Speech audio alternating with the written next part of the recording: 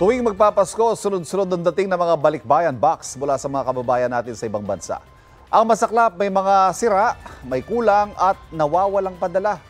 May unang balita si Bernadette Reyes.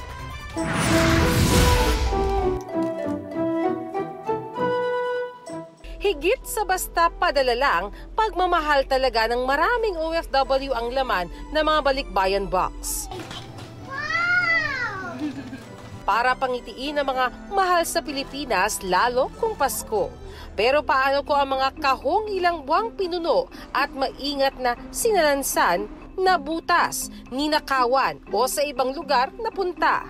Dumarami raw ang ganyan tuwing magpapasko, ayon mismo sa Department of Trade and Industry.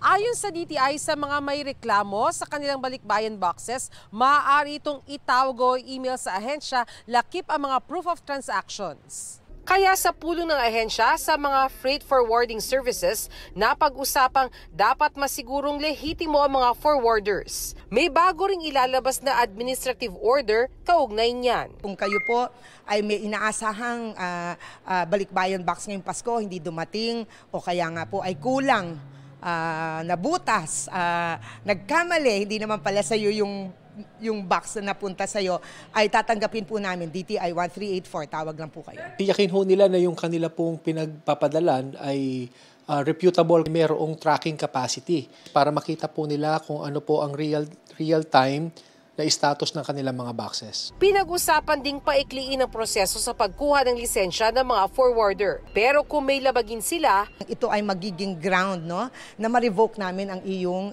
lisensya. Payo naman ng isang forwarding company, they have to do some proper packing. Oo, kasi sometimes makikita nyo mga corrugated boxes siya. So we cannot avoid that where in torn and ano yan yung in transit na mga damages ng mga packages. But inside naman wala. Sometimes makikita namin yan, oh, your shipment is too heavy.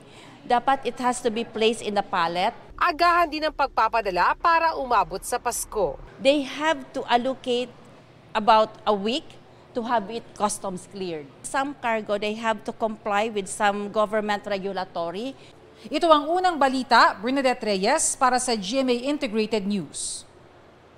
Mga kapuso, para laging una sa mga balita, bisitahin at mag-subscribe sa GMA Integrated News sa YouTube.